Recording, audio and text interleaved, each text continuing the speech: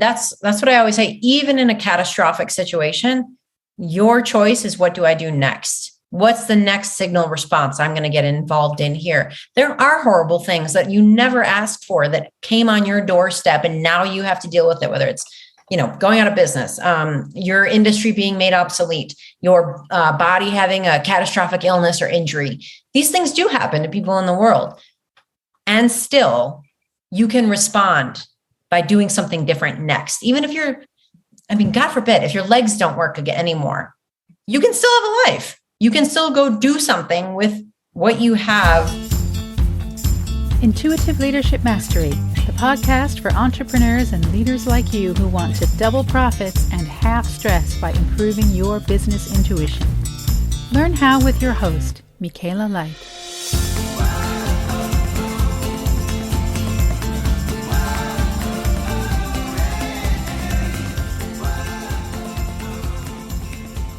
Welcome back to the show. I'm here with Kate Galliett. I'm selling Galliett.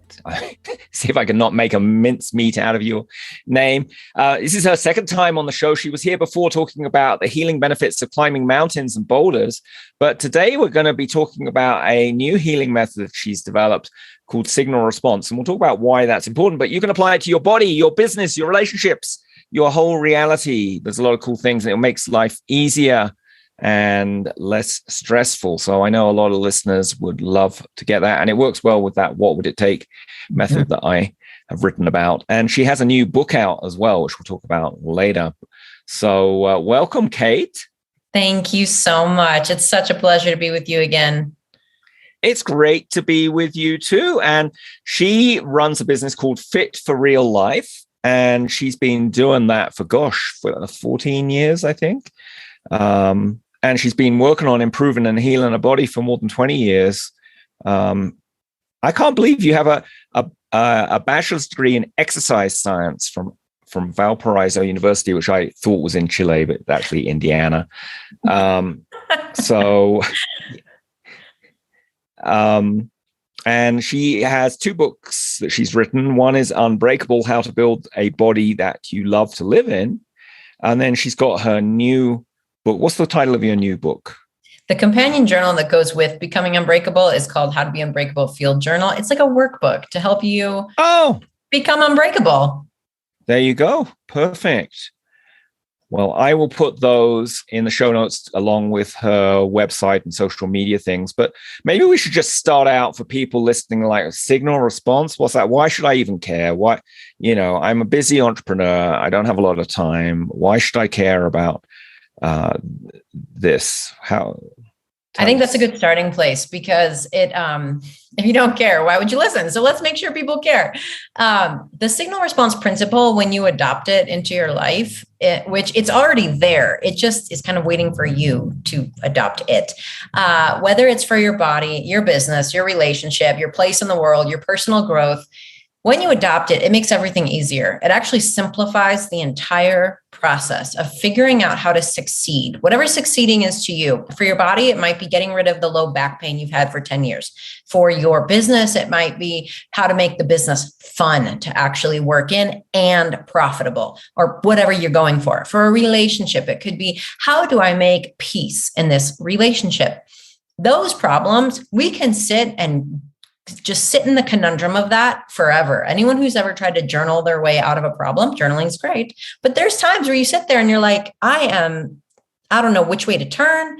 So-and-so says to do this. This other expert says to do this. I can't really hear what myself is telling me to do. Or I have competing things within me saying, go this way, go that way. Plus all of the other fears and worries that we live with the things that we don't like in our life. When you adopt the signal response principle, which I'll tell you what it is in just a second, you clear the noise. You also become the center of the deciding process, which I can personally attest. I have, both in body and business, allowed myself to not be the center of the decision-making process, which ended up leading me down a path to a point where I looked up and went, this isn't where I wanted to end up. How did I get here? And so if anyone can learn from my lessons and what I've developed through the signal response process, they're going to find that it makes life a lot simpler. That sounds like a Talking Heads song. How did I get here? I forget the name of the song, but you know the one I mean, right? I do, yeah.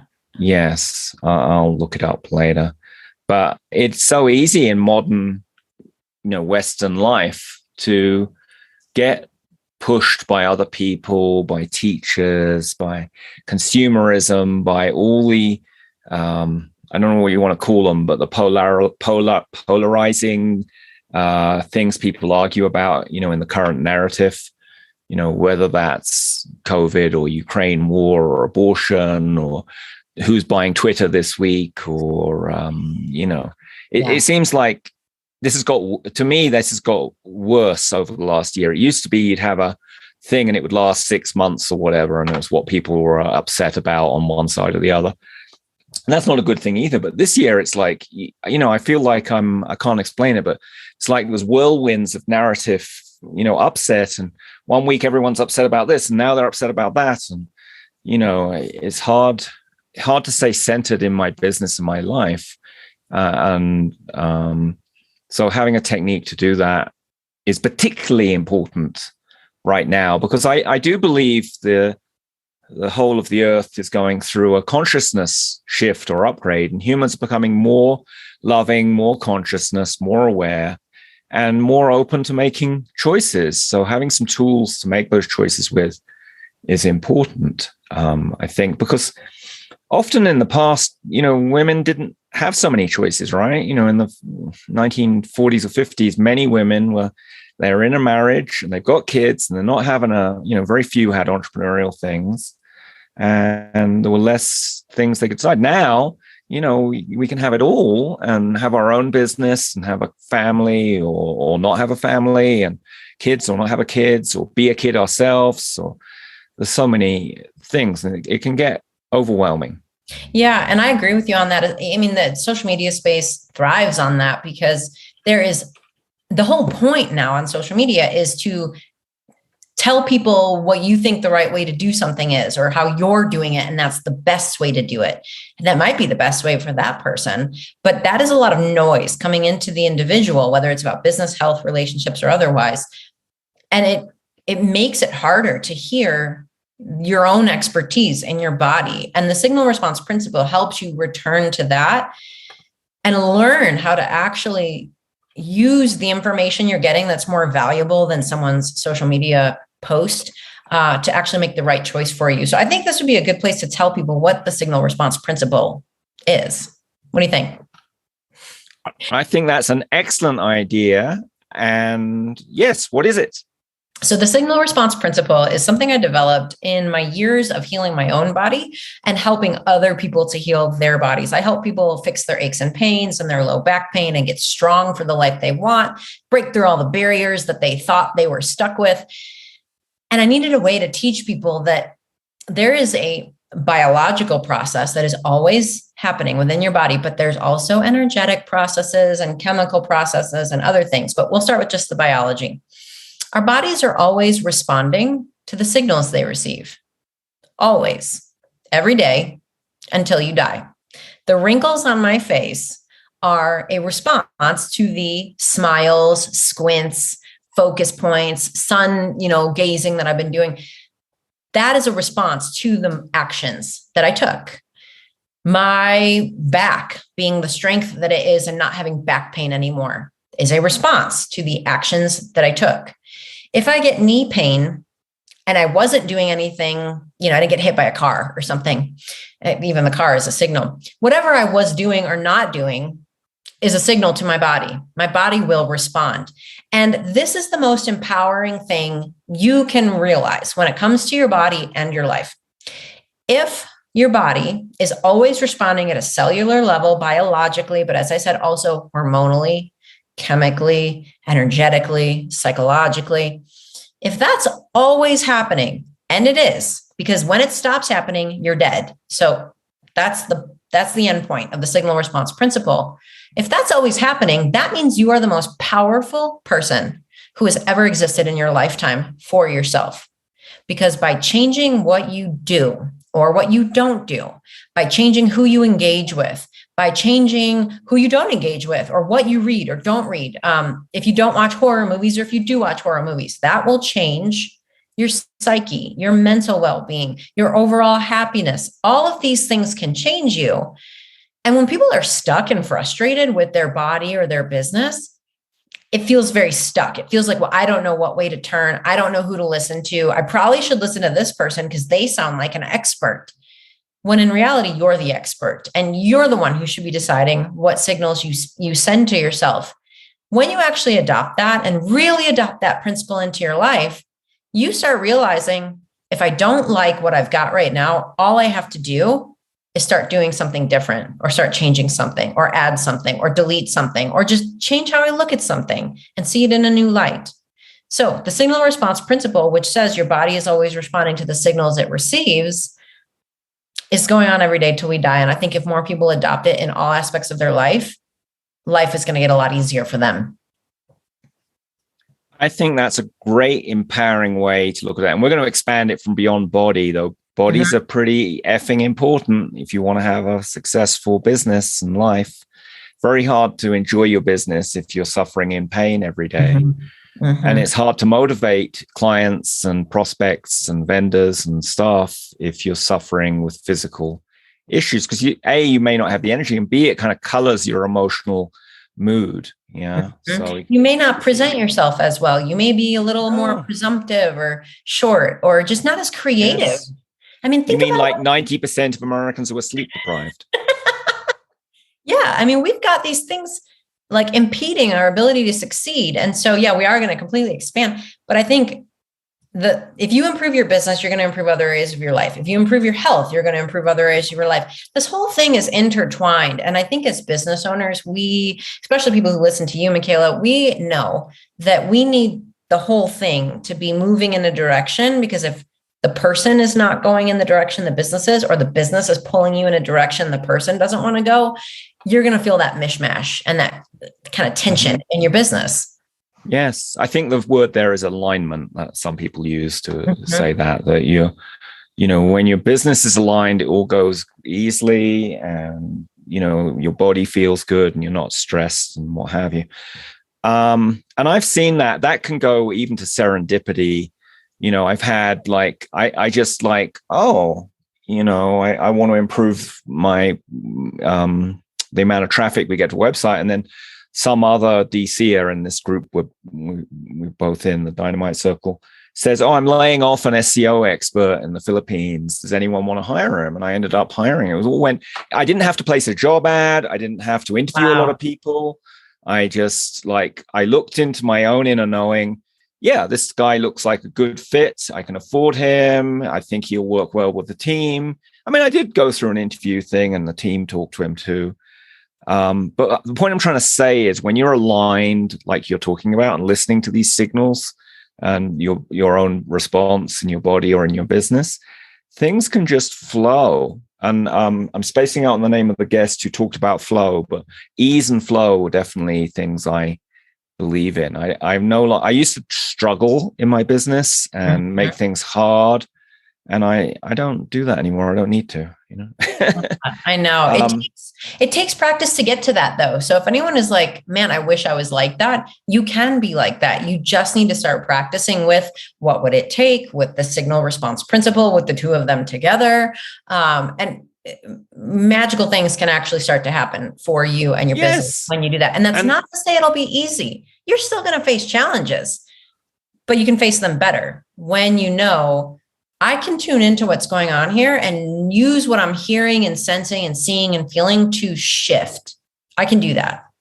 Yes. And it can be done in the moment, when a challenge turns up. I mean, to me, a challenge is more of a learning opportunity or an opportunity for growth.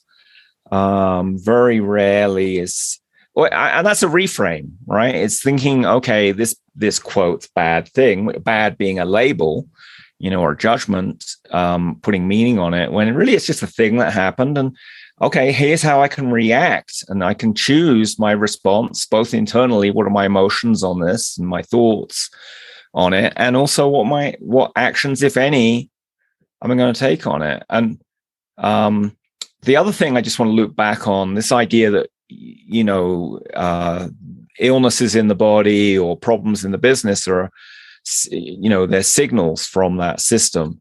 And it's a chance for us to grow and learn. It's an empowering way to look at life instead of, like you were saying, it's like, oh my goodness, I've got this problem and that problem. And now I have to consult doctors and experts and business coaches. And nothing wrong with doctors, experts, and business coaches. They might be helpful, but let's start with the inner, knowledge, and we'll get to how to do that. But what I want to say, this idea that we, in effect, create our reality, that's a very old idea. And certainly if you go back to the turn of the previous century, the 1900s, there was this whole new thought movement. And I don't know if you've studied or read of that, but a particular exponent more recently of that was Louise Hay, who wrote the book, You Can Heal Your Life. Yep. And that book is not just about healing your body, it's also about changing your thought process. And she had, I think it was uterine cancer or ovary cancer, I forget, some cancer that croaks you off pretty quick. And she managed to heal it by shifting her beliefs and hearing what the message was she needed to hear, and heal the trauma in her younger life related to that. So I definitely resonate. You have to remember too that there's lots that we know about bodies and businesses and the world and technology. We know lots today compared to 200 years ago. However, we still don't know everything about how a body works. For example, they still are finding new parts of a body being like, whoa, there's a direct connection between the gut and the brain, or the lungs and the brain, or whatever. Like, there's all these interesting new things we're still finding about bodies. And so, the pragmatist might say, well, she probably just got lucky and her cancer went away. You'll never know, because she's not going to go redo her life and go, well, let me just do nothing and see what happens. But she took action, and we know that thoughts change our thinking. Yes, we'll do an A/B split test there, Yeah, right. Like we know thoughts change our thinking. We know we rewire our brain by focusing on different things. We know that cells change from the words we speak, the foods we eat, the things we drink, the toxins we take in, the movements we do. And then we also know that the whole system is responding to the system of us is responding to an environment. So if you change your environment, it is almost endless, the amount of things that can change. And could that all come together to heal cancer? I don't know how you can say no, for sure that's not possible, because you don't know what's possible with the body yet. And in my world with fitness stuff. Well, Oh, sorry, go ahead. Yeah, I think we've got a slight time delay. No worries. I mean, for those who haven't studied health stuff, for most cancers, 30% of them undergo natural remission. Mm-hmm. That's fancy doctor speak, for they have no effing idea why it healed. It healed itself. Yep. Maybe they, did something different with their diet, and I had a life partner who died of cancer, and I've studied this quite a lot, and I think, spiritually speaking, cancer is a major wake-up call for many people. And the ones who survive it typically take it as a spiritual message. Oh, I need to radically change my life. I haven't been listening to the signals is often what's going on. And now I need to have time for me instead of stretching myself out for other people. Or I need to change my diet or cut out some whatever it is. Well, and to that end, you have a choice of either saying, I'm going to just let this go and do nothing, take no action, or I'm going to be proactive. And I think most humans, I can't speak for all, but a lot of humans, I think, want to feel empowered by taking action in their life. They come to me because they're like, I don't want my knees to keep me from hiking anymore. I don't want my back to keep me from playing golf with my girlfriends because I love hanging out with them once a week. Like, people do want to take action, but with bodies or businesses or relationships, it can get very confusing very quickly, because you don't feel like you're an expert. You don't know how to listen to the things your body's telling you, and you don't know what to do about those things. Like you said, nothing wrong with doctors or experts. But if that doctor or expert is being positioned as, I know better than you what's right for you, that's an area for cautious, moving forward, because I look at doctors, experts, whatever the other one. They're there to, they may have more experience, more knowledge, but at the end of the day, they're there. I'm paying them through whatever the system is, whether it's direct or indirect. And they're there to advise and help me. And I'm the one ultimately responsible for my life, particularly my body. Yeah, that my body is my concern, not anyone else's, in my view. I'm 100% absolute body sovereigntist, to misquote Elon Musk. Not that he's into health and whatever, but he made a similar statement. Because I'm over 18, and if it's not hurting someone else's body, obviously they say, my sovereignty ends where my fist hits someone else's nose. That's, now their body. Right. But if I'm just eating ice cream or not smoking or going to bed early because I want to or whatever, that's my concern.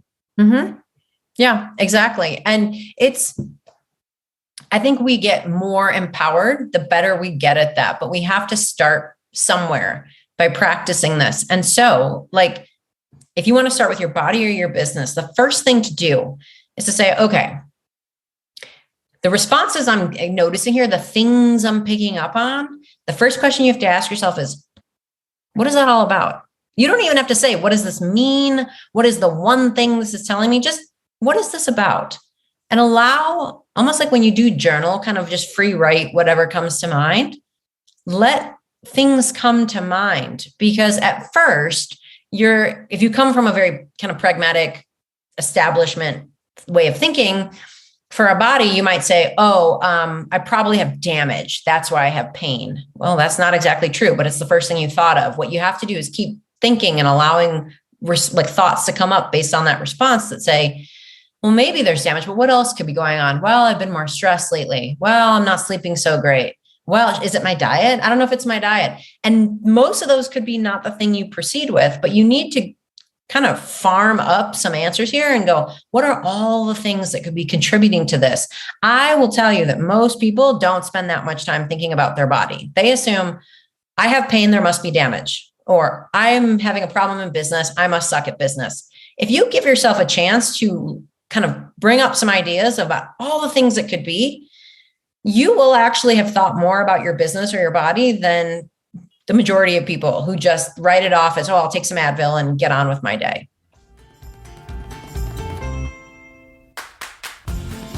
You're listening to the Intuitive Leadership Mastery Podcast. Get detailed show notes on today's episode together with your free What Would It Take Business Intuition Guide at intuitiveleadershipmastery.com. And now back to today's show.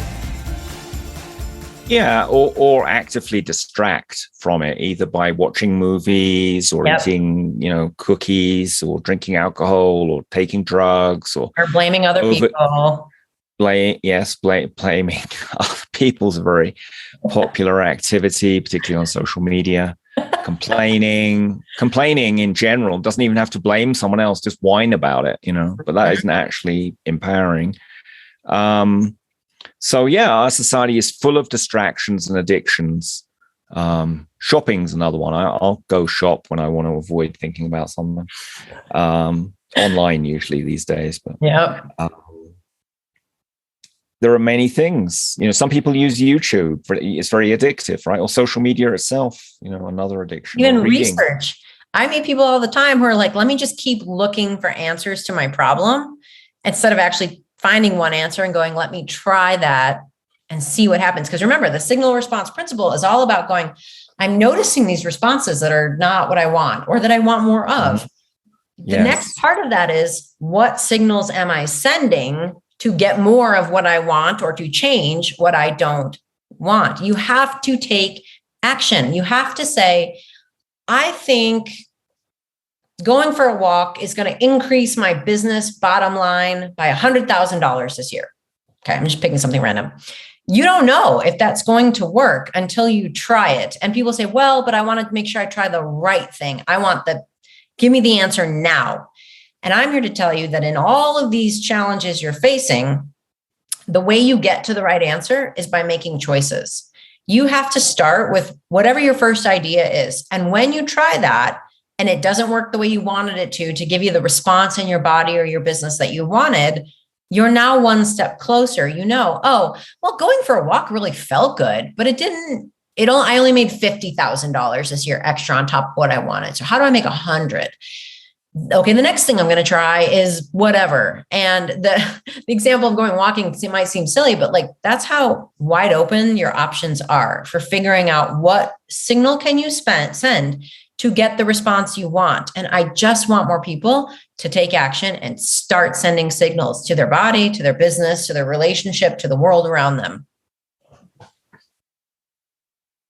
was thinking and typing furiously into the show notes there while you were talking, because I want to share these things with our listeners and readers. I think it's a great thing not to get focused on you must find the perfect solution. A lot of people get hung up on perfection and what have you. And the analogy I'd give there, when a plane flies from, Los Angeles to Hawaii, if you've ever studied how navigation works on planes, they're basically off course 99% of the time, and they're constantly making little teeny course corrections, And the same thing with this, you can spiral, you can do something, take some action, do an experiment. I love the word experiment, or I love the word draft, because they imply it doesn't have to be perfect, And play is another great word to use with these things. I'm just going to play with some things, and you pick things that are not going to be terminal and fatal if they don't work. Maybe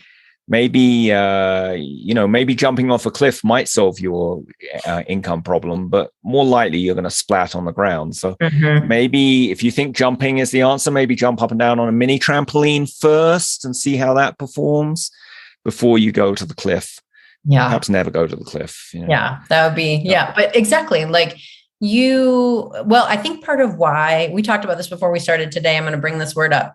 Part of why people want to get the right answer right now, which is why they farm their autonomy out to some expert who knows better than them, which they don't, is because they aren't giving themselves grace. I understand that the problem has been a problem for long enough that now you're ready to do something about it. You just can't take it anymore. You're so sick of it. You just want it to change. You just need the money because you got to pay your bills. You just need your body to work right because you're just dying from pain. We need to offer ourselves more grace or compassion. What I call it with my method that I teach is using curious compassion. And so going from, instead of an exasperated, move to a curious, that's interesting. Okay, that didn't work the way I wanted to. The jumping on the trampoline didn't work. The walking didn't quite work the way I wanted it to. Now what might I do from that? What did I learn from that?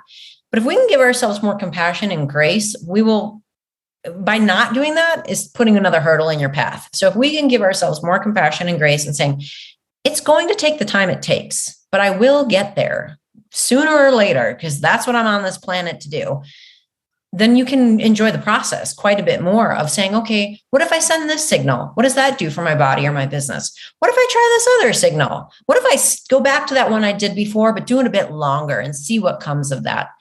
That allows you, I love play, that's so good. That allows you to play with the whole experience of your body, your business, your relationships, and see how all of this ecosystem that you're living in is working together to get you to where you want to go. Yeah, I think I love that word curiosity, because it opens me up to like observe and notice and not be attached to like, is this the right one? Is this the correct answer? Am I being a good girl or boy? So, and I think there's a lot of wisdom to be learned from very young children, like less than 3 years old, before they've been programmed fully by their parents and haven't been programmed by schools or having a job, because a lot of these issues, I think a lot of this is, and definitely for the intuition stuff I teach, I wrote a whole chapter in my book about this, it's unlearning bad beliefs and habits we picked up from either our parents or friends or movies or whatever the thing is. And unfortunately, most humans in the West, this is not true. If you go to like somewhere, in the developing world, it's less true. Yeah, particularly for the poorer end of the spectrum, right? The rich people who went to Western schools, they also get effed up. But a lot of people in, quotes, developing countries, and I put that in quotes because I think often they have more wisdom. They're more inclined to try different solutions. I mean, maybe their back's against the wall a bit more, and they've got to repair this bicycle and not just buy a new bicycle or whatever the thing is. But they're more open to that. And I think a bit of childlike be playful, be curious, giggle, laughter, which releases tension, and then add in that grace, self-love, patience. Yeah. I think you're spot on there, because I am constantly amazed by what our ancestors, both recent past and ancient past, have figured out. Because almost every day I'm like, who was the first person to invent butter? And then I go look it up, and how'd they figure out butter? How'd they figure out preservation? How'd they figure out this other thing? How'd they set bones back in the day? People figured things out because we have an inner wisdom, but that inner wisdom has been squelched by all the external voices telling you what you should do, telling you, oh, you don't fix that. You just buy a new one. You go make some money and buy a new one. You switch your job if you are feeling dissatisfied in your job. And in reality, in the real reality, your inner knowing is in there waiting for you to start tuning in. Like I said, when we first got on, the signal response principle is always happening. Your business is giving you responses that you need to pay attention to, that it's telling you hello, this is not working, or you need to do this differently, or the way you're approaching this is not working great for you and me and the whole thing. Your body's doing the same thing, but you have to get on board with going, oh, it's like you have to jump back in the river. The river's always flowing. I think the extra layer that's just occurred to me is there's an enormous industry of experts and doctors. Just to come to the body in medicine, it's a multi-billion-dollar industry, what they call the healthcare industry. Really, it's it's more a sick care industry. How can we keep this patient coming back and back to take more pills and, get more, Western treatments that may not really work too good. And actually they have a monetary motivation to keep you coming back and to stay in that victim mode and not solve things yourself. Yeah. So there's lots of overarching desires from people who want to keep you needing them. Yes. And that's whatever. A good example. Yeah. Gosh, your opportunity is to reclaim the wisdom that your body, your business, your relationships, you already have the wisdom. Sure, you might talk to an expert. This is where I run into trouble all the time, because as a coach, I've learned a lot. I am an expert in body stuff, but I'm not an expert in you. I can teach you some things. And my goal is, like when we had professors in school, you don't still have the professor you had your first year of college. They taught you things and then you moved on because you learned things from them. That's my goal as a coach. And my industry in the fitness world is rife with people who are like, we'd like to keep you sticking around all the time. And I'm like, stick around if you're having fun. But my goal is to teach you things, a blueprint that you can then fill in with all the customizations that are just right for you, because you will always know better than me. I may make some suggestions about some good things that you could consider, but it's up to you to decide, is that really good for me? Is that really going to work for me? And so I think that's where I do differ a little bit from some of my peers in the fitness industry. Yeah, there are good coaches, bad coaches. I live in Peru right now, and people do plant medicine here, and that's a traditional indigenous healing technique that's used in the jungle communities to heal trauma and to, understand what your life calling might be and all kinds of things. And some shamans are really good. They can hold space. They can keep evil spirits out of the circle or within the circle. Because often my experience is when people take plant medicine, they open up their energy field and suddenly all the entities that are attached to them now hop over and play pass the parcel with the next person along. Which also happens when you go to nightclubs and bars, for anyone listening who's thinking that doesn't really apply to me, or any stressful situation, when your energy gets opened up. Sex is another, when people have orgasms, their energy opens up. So if you're having sex with people who have bad things going on, you may pick up some of their entities or bad energy. What I was going to say is there are good shamans and bad shamans, and there are mediocre shamans, and the same thing with coaches or doctors or any of these, or politicians or medical experts who work at the CDC. I'm sure there are good people who work at the CDC, and there are mediocre people, and there are really evil people. And it's good to be able to distinguish those things. But I don't want to go off on that tangent. No, but it relates to a personal story about my own body and then my business too. That was the first lesson I got in the signal response principle was at the age of 20. Is this how you created it? Yeah. At the age of 20, I was really realizing that the only answer I was getting from kind of traditional mainstream doctors about all of the sickness and unwellness that I had was, here's a pill. This is the way you are. And I was like, what? I didn't even understand the signal response principle yet. The discord of that was palpable in my body. And that set me on this trajectory to go, sick and diseased is not just how I am. Like, that's impossible. And so that led me to start saying, well, okay, I'm sick, diseased, symptomatic, all these different problems that I had. Why is that happening? Like, what is going on? I am not just genetically cursed here. Something is going on to maybe make my genes act a certain way or make my body respond with symptoms to tell me something's wrong.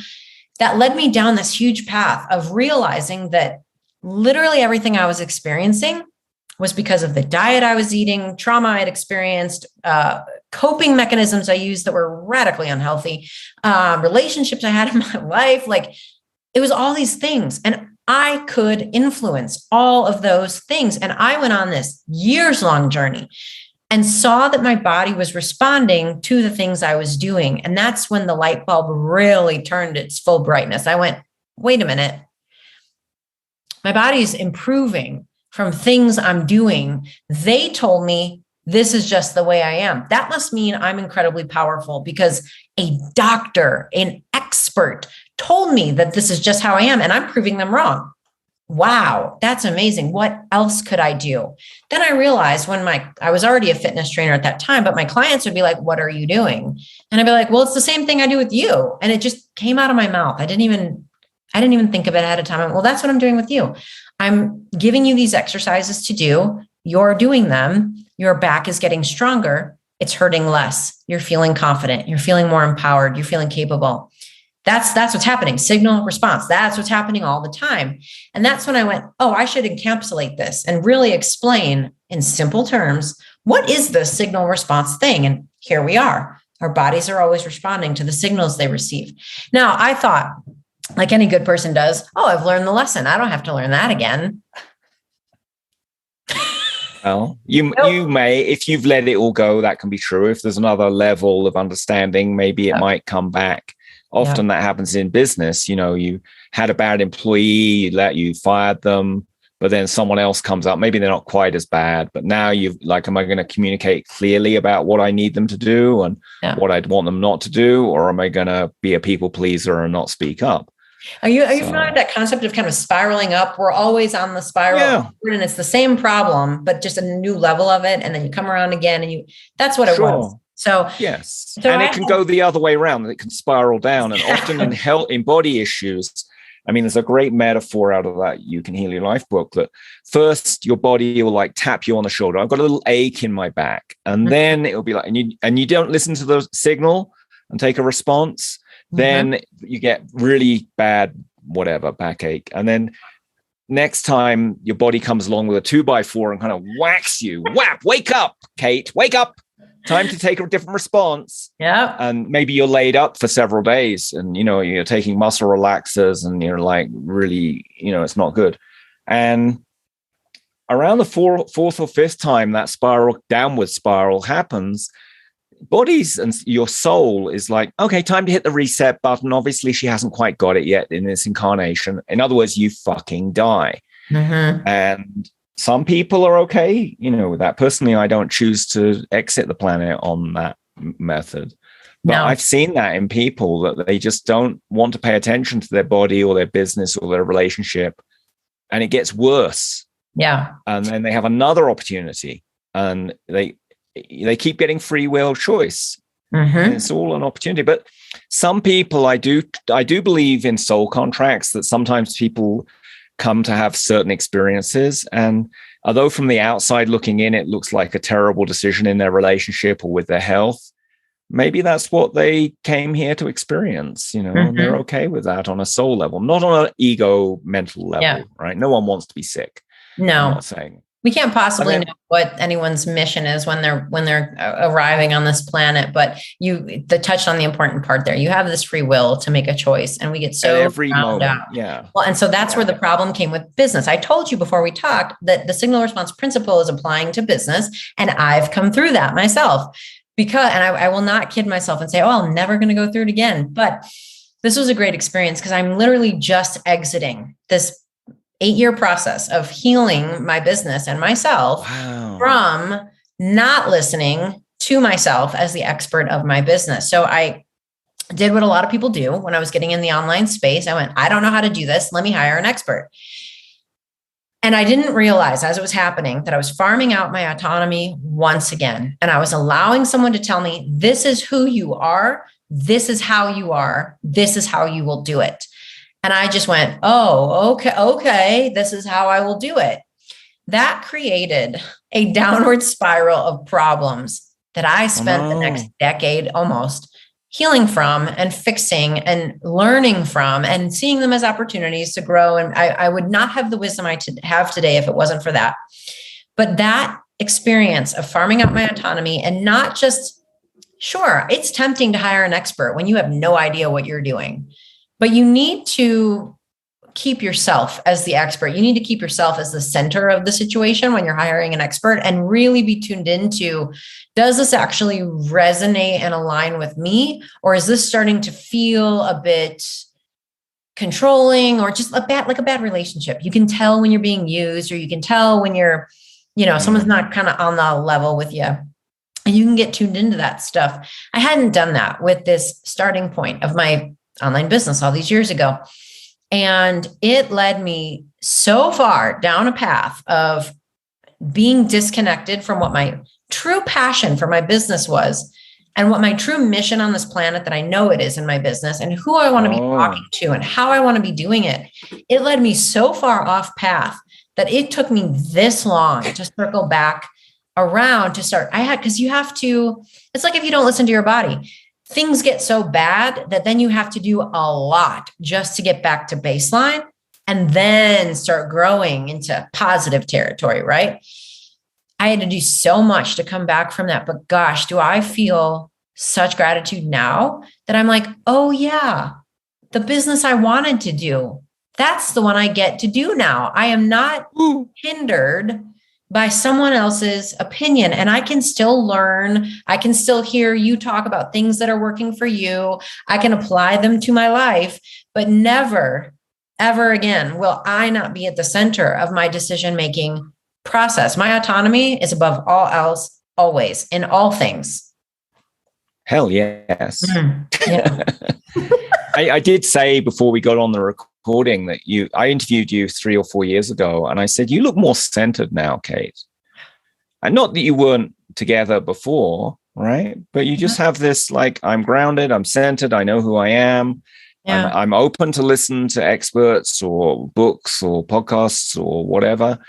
And, this is my business, my body, and I'm going to make my decisions around it. Well, and thank you for that. And can I tell you, like we talked about, like the energy is part of signal response too. Like however much you believe in energy, it's real and it's happening. And if you are sick or in pain, you will probably have a worse engagement with your client that you're trying to sign for a contract you would like to do for them. That's important. And you can sense energy in a room and you can sense energy within yourself. I think one of the impeding factors we deal with in business and in bodies is resentment.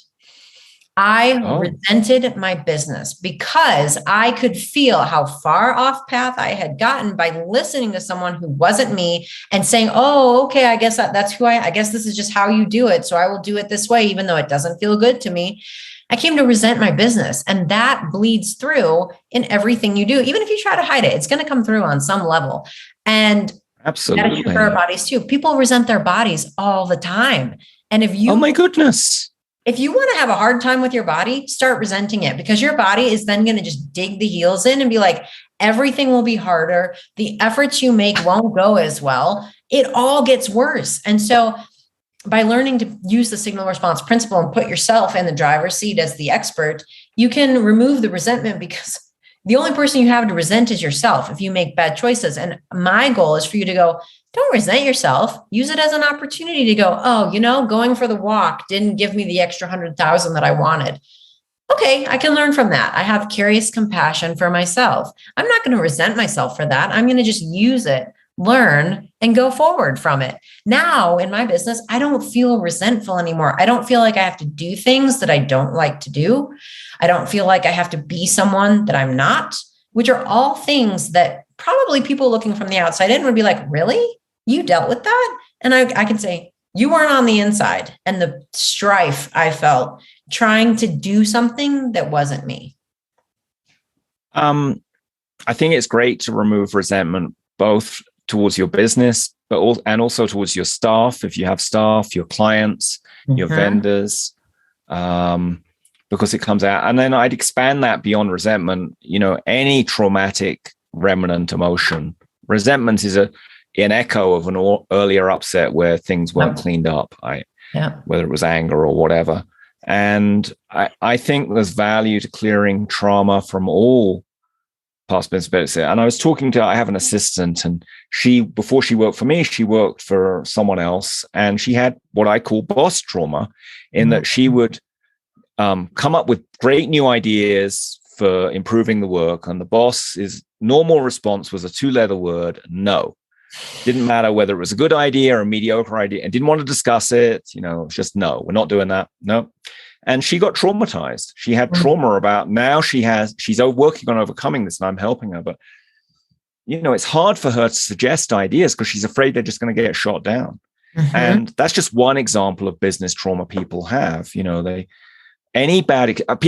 entrepreneurs, they often have hiring trauma because they've tried hiring positions and they didn't work out, and it was a total disaster and stressful and whatever. And now they're shy of hiring again. And that's hiring trauma. And it's good to clear all that stuff. And I also, you talked about this for the body, but I think it applies to the business. And my personal belief is our businesses have a spirit, just like we have a soul, so does our business. And our business, we incarnate into our bodies, and all our organs and cells and chakras and whatever help us embody as a human, right? Can't be human easily without having trillions of cells, including all the bacteria and other things that are in the body that aren't even human cells, but are helping us out.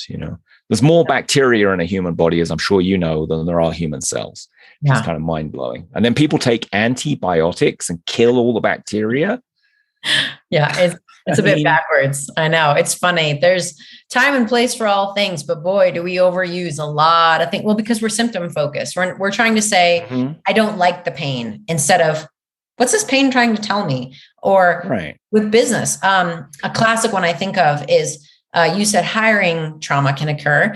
I think a lot of people, especially small business entrepreneurs, or anyone launching a new product, really, is the trauma or disruption or disagreeableness that a person develops when they've launched several times and it's been hard, and their anxiety comes up and their fear of failure comes up, and maybe it's not quite how they wanted it to go. They wanted that perfect, amazing launch that they see other people do.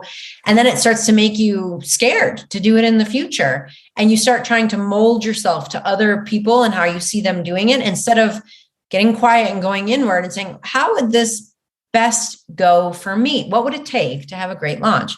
Well, if I answered that question right now, a great launch would be, I felt like I was myself and I shared my business with pride because I'm so proud of what it is. And I love the soul of the business. And I think more people would love that. So then, okay, what would it take to do that? And so you can reverse engineer by putting our two things together. But, when people have a bad launch, it's just data. Like you said, it's just. Well, I just want to say, when we look at other people's quotes, perfect launches, Russell Brunson comes to mind as he has the perfect webinar launch method, or whatever he is. He admits in his books, and he talks about it, it's not hidden. He had to launch badly hundreds of times before he got it to where it is now. Yeah. And the same with books. You've written a couple of books. I've written some books. I look at other people's books like, oh my goodness, this is so wonderful. But if you went to the inside process of that author, they went through a really crappy draft, and then they had chapters they had to throw away because they didn't fit. And the editor came in and put red ink all over it. And, and maybe after you've done your 20th book, it becomes easier. Maybe it doesn't. But looking at, judging myself against other people's in business or authors or bodies is not, you don't know what their process was. No, and it's a distracting noise, again, like the social media of seeing your fellow peers succeed or your fellow business competitors succeed. It's a way to distract yourself. We talked about distractions earlier too. If you keep envying other people and thinking you should try to emulate other people and worrying why you're not as good as other people, you're not actually doing the work of sending new signals, trying something different, journaling about what you might be able to do better, really sitting with yourself, because this is the other thing. The responses our body and business and relationships make can sometimes be that 2x4, but the first ones, what did you say? They're subtle, right? They're a whisper. Hey, this is it's a subtle whisper. It's a subtle tap, a slight ache in your back or your business. How the hell are you going to hear that if you're too busy paying attention to other people? You need to be able to go, like when you go into a forest or a park for some nature time, to just be there. And then the longer you're there, you hear the different birds chirping. You hear the little rustle. You pick up on stuff that is quiet because you're quiet and you're allowing it to show up. If you're busy paying attention to Russell Brunson and all the other people that are out there, like, you're not quiet enough to hear the whisper of what your business is asking you to do, or what your relationship is asking you to do, or what your body is asking you to do. And that goes back to where and to be clear here, as well as hearing signals, whether it's hey, this is a squeaky wheel employee, or this customer's a little awkward, or whatever the quiet message is before they turn into a disaster zone and an enormous, terrible lawsuit. I've lost my train of thought here. Well, I'll say something. I forget where I was going with that. But I will say Americans are very focused on doing, and being is just as important. And it gives you that space to hear those. Maybe that's what I was going to say earlier, that hear those subtle things. And you've got to have quiet time. A lot of business people and executives take meditation time because it helps you hear these things. Even smarter ones get extra sleep. They're not trying to squash their sleep into some, 5 hours or 6 hours or some crazy thing. Personally, I aim to have at least 8 hours and possibly more. And I don't have an alarm clock. I set things up so I'm not, I have plenty of time to wake up. And if I need to have some extra dreams, or sometimes I meditate and put crystals on my body and meditate and what have you. It's very good. And I do want to get the Frank Sinatra song in here. That's very important for this. He sang a song called Doobie Doobie Doo. And you'll notice that has do and be mixed up together. I never noticed that. Yeah. I don't think that's what he actually meant at the time, but it's good. We can take it that way, that you've got to do, and you've got to be successful. It helps to do and it helps to be. Yeah, I think that you can't do that kind of, I'm just going to be this new age entrepreneur and I'm just going to manifest everything and not do anything. That doesn't work. Right. And it doesn't work to be like frantically 18 hours a day, busy doing everything, but never having time to hear the messages. Neither one works as well as the combination. I think you need that's so perfect. I'm going to have to expand on that sometime with you, like the harmony of doing and being, because I meet clients all the time who they're trying everything. And part of my job is to go, we're going to do less because you are sending way too many signals for your body. Your body's like spinning because it doesn't know which way the signals are coming from to fix your back pain, for example.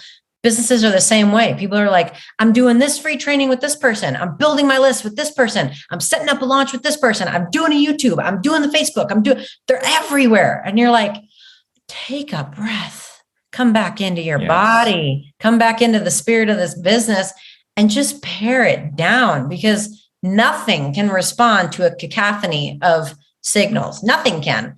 So by doing and being in harmony with each other, I think you find your own natural dance between those two things: seasons of doing more, seasons of being more, even within your day, a time where you're just being, and then a time when you're doing, especially if you can hook them up to your natural rhythms of For me, doing is a great thing to do from 9 to noon.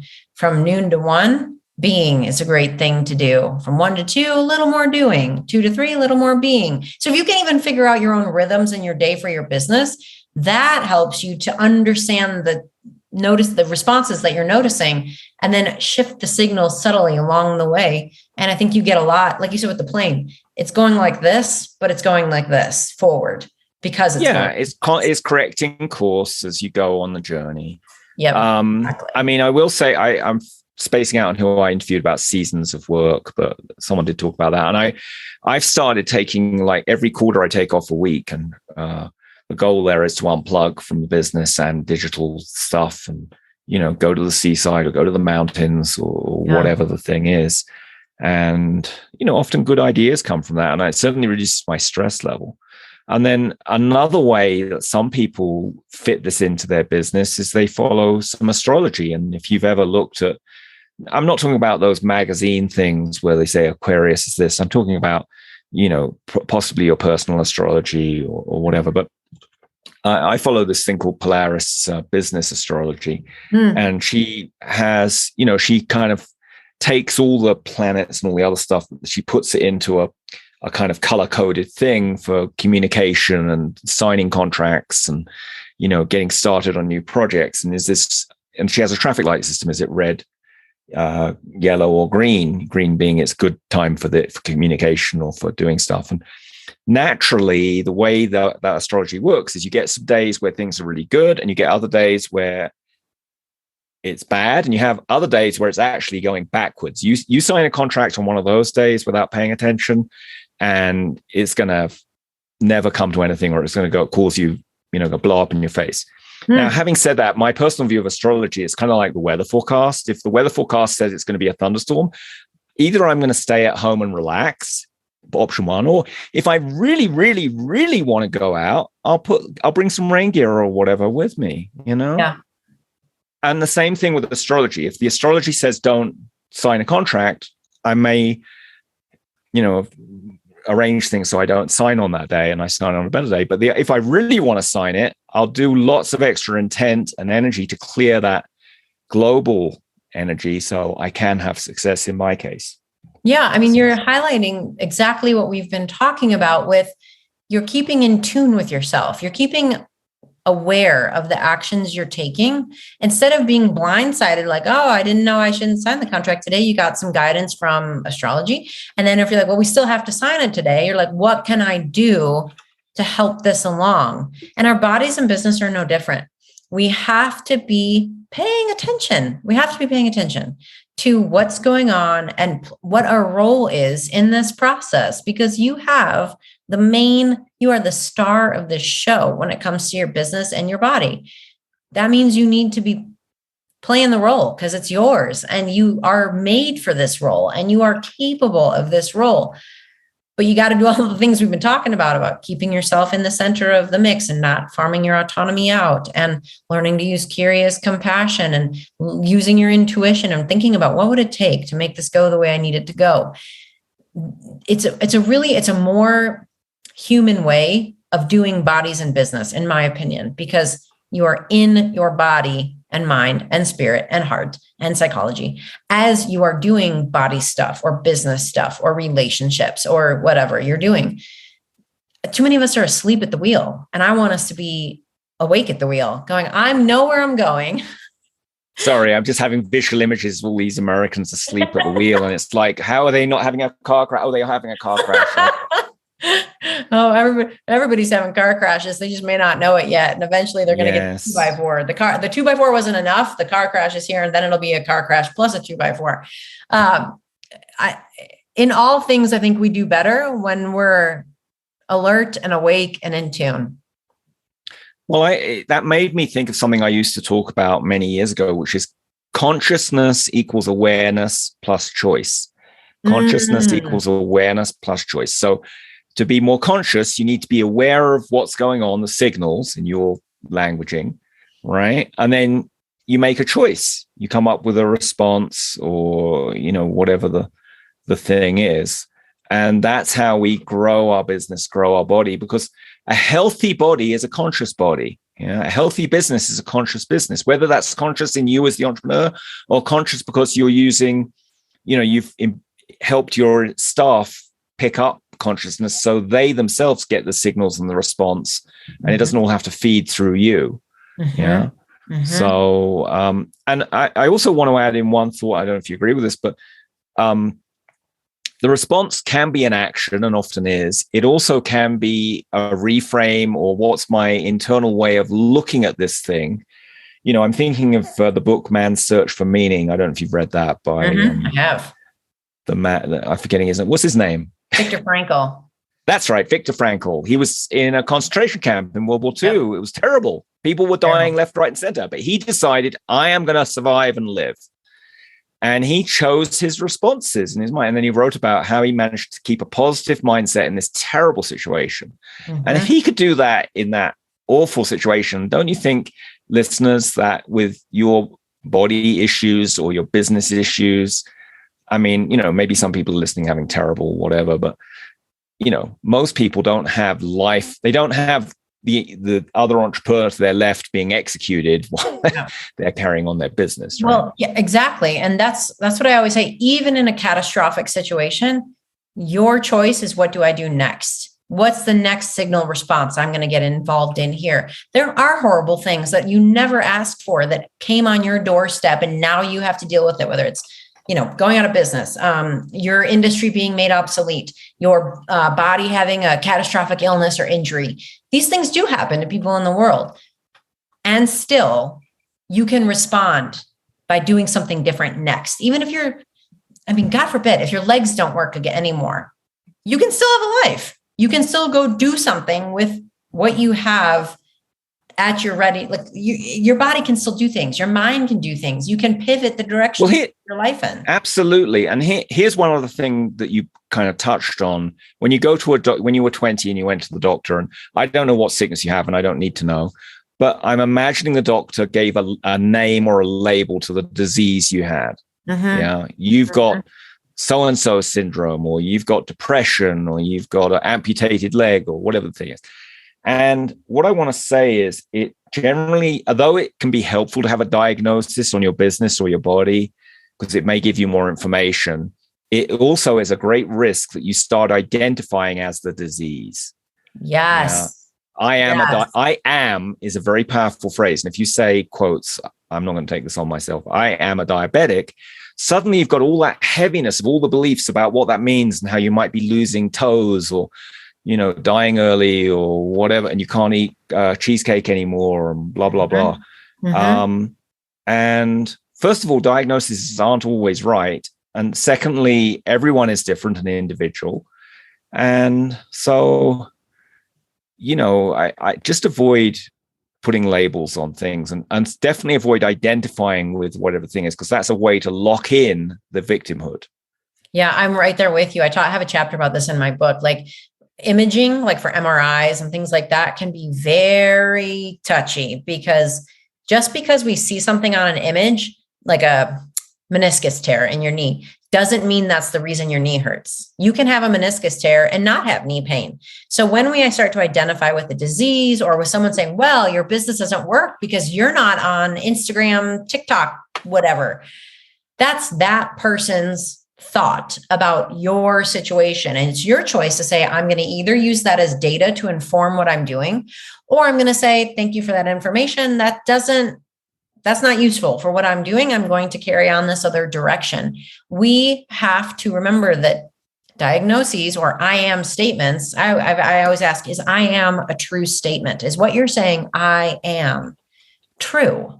A lot of people think it's true, but it's really not. They've just created a reality where they've made it seem true for them. But if we just start pulling at the threads of saying, well, what if you do something a little different? What if you look at this in a new way? What if you shift your energy a little bit? All of a sudden, it's not true anymore. And I'll be the first to admit that I always have areas of opportunity, especially with seeing optimism in things. I am realist, borderline pessimist sometimes. And optimism is more of a thing I have to work for and be intentional about with what I'm trying to do. But in healing my business and my body, I found it's a lot easier to be optimistic and curious and like, let me just try that. For example, I'm making these lotion bars now. They're incredible. They're like it's like a hard bar, but if you just rub it in your hands, then the lotion comes off and you can, massage your hands. I never wanted to do this before. I just got into it for fun. But then I was like, wait a minute, this totally aligns with my business. Like it's about having holistic stuff that you use, to make your body fit, but also what you put on your body is a part of what goes in your body. And it meets my business goals because it's another thing people can be like, oh, I love that she does that. That's super cool. And so in doing this work of listening to signals and responses and keeping myself as the expert and questioning, is this really true about me? I am able to embark on new adventures in my business. And if it doesn't work out, who cares? I'm having a good time. I think having a good time is very important. And one of the things I've written about is focusing both on profit and joy. And, we have a very developed system for tracking profits and losses and balance sheets, but we don't really do the same for joy and fun and energy vampires and energy drains in our businesses. And being able to do something like you're saying, have a new product just because it's fun to do and you want to do it. And hey, if it takes off, great. If it doesn't, I have a good time. Yeah. And I think there needs to be room for that in everyone's business. I mean, ideally, your whole business is a blast and fun for you and your staff and your clients. I strongly believe in making the experience fun for everyone. We do, my other company does custom software, and that can be quite stressful, involves a lot of money, and it's possibly critical for the business. But, let's have some fun while we're doing these things, let's not stress out. Life is serious enough. Let's have a nice time in our business. And if you're hearing that right now and you're like, it must be nice to have fun in your business. I can't have fun in my business. We can barely pay our bills every month. Use that response that you're noticing to go, wait a minute, what signals are causing that? What am I doing or not doing right now that makes me feel like, I can't have fun in my business. It's too serious right now. And then start changing the signals. Start with something as simple as, how could I make it more fun? What's something I do now that I don't like to do that I could not do, or that I like to do, but I don't do a lot of it and I could do more of it? That could be the simplest starting point to having more fun in your business. Yeah. What can I stop doing that doesn't need to be done? How could I delegate stuff that does need to be done that I don't personally enjoy? What would it take for this particular thing I'm choosing to do myself and make it more fun? Could I wear a silly hat? Could I read some jokes in the middle of it? Could I play some fun music? Could I dance? Could I use a standing desk? Many ways to make.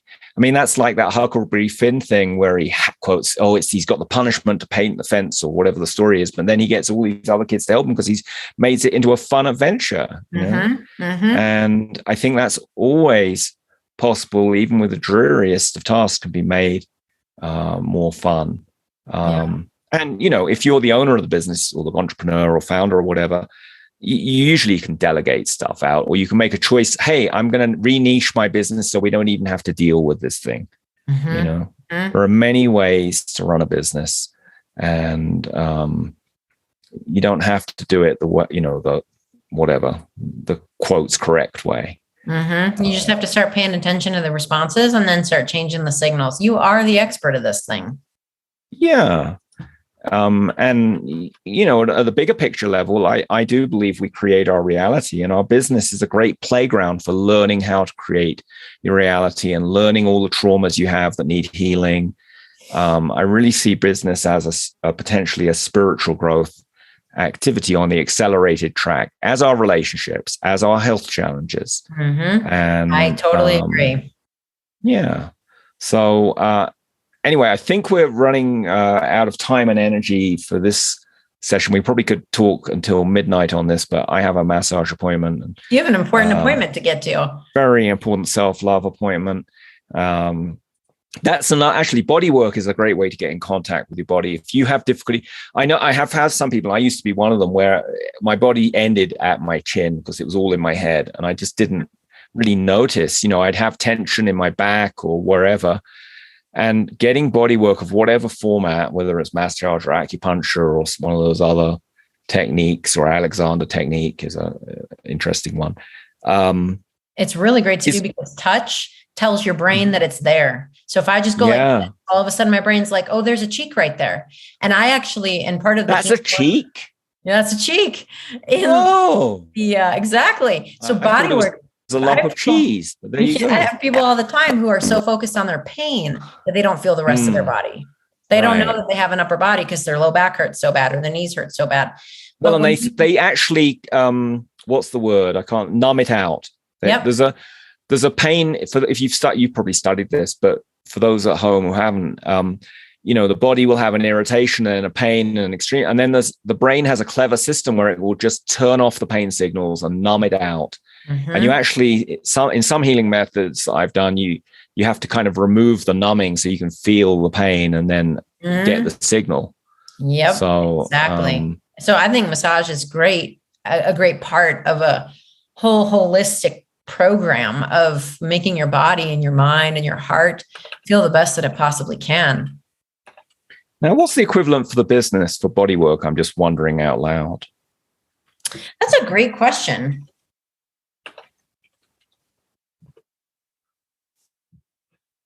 I would have to say, I mean, the first thing that comes to mind is what we were talking about earlier about the being. I think if you are being with your business, all the different arenas of it on a regular basis, and not a long time, 5 minutes of being with your emails that your company sends out and like reading them and seeing how they make you feel, 5 minutes of watching your team do what they do and seeing how that feels for you. I think that's the first thing I think of what would the equivalent be for your business.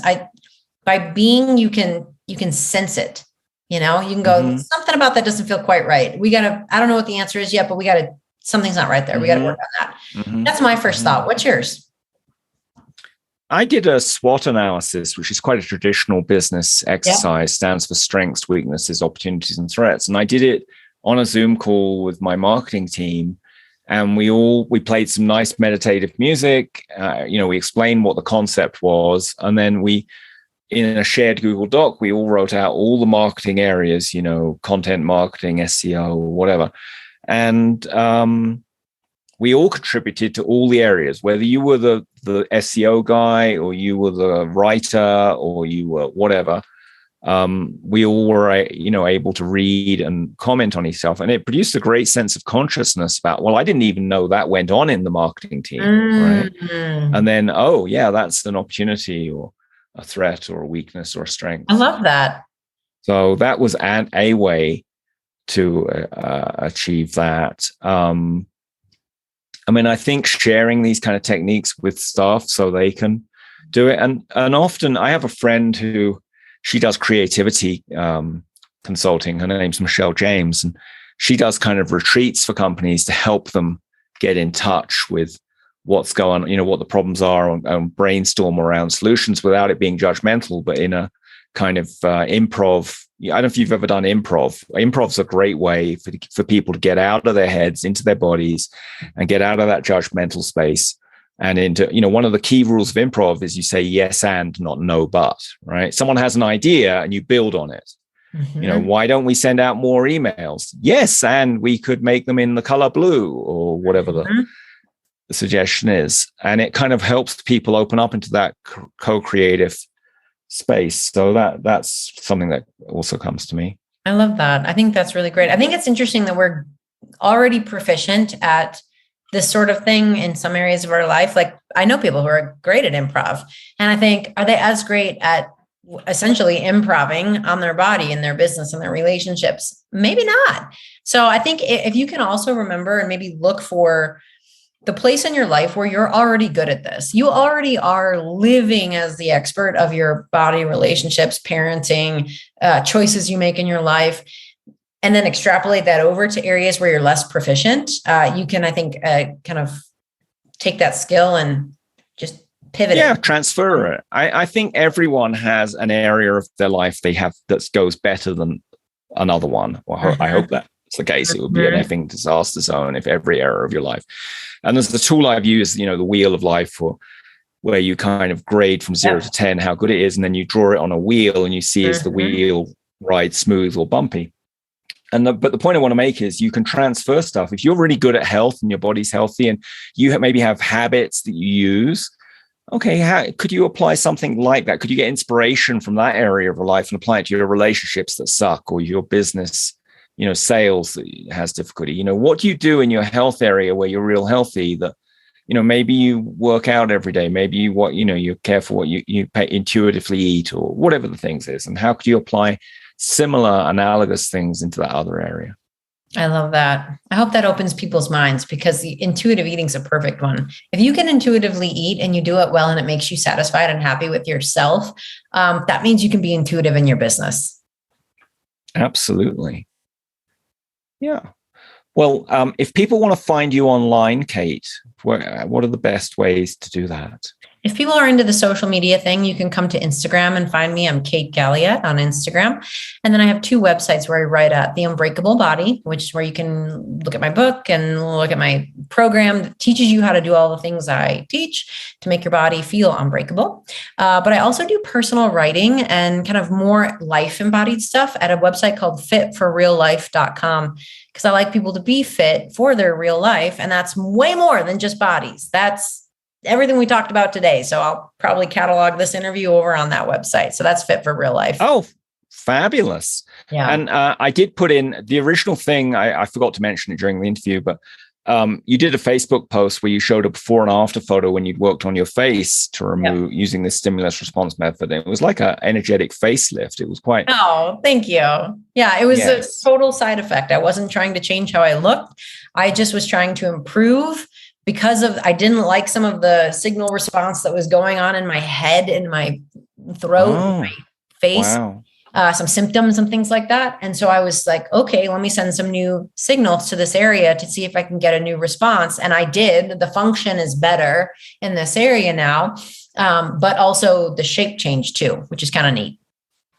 It's amazing. I mean, it's definitely true that we can change anything in our reality that we choose to, including our face or skin or, business income or whatever it is. Yeah. So very inspiring. So I pasted that into the middle and gave the link to that for people who want to read it. Well, thank you so much for coming on the show, Kate. It's been very invigorating to talk to you, and I got lots of inspirations. I hope listeners did too, and you as well. I sure did. You always just light my brain up with things to think about and ponder and put to use in my own life. So I greatly appreciate you. Oh, thanks. Get detailed show notes on today's episode together with your free What Would It Take Business Intuition Guide at intuitiveleadershipmastery.com. Create a fabulous and profitable day. What would it take?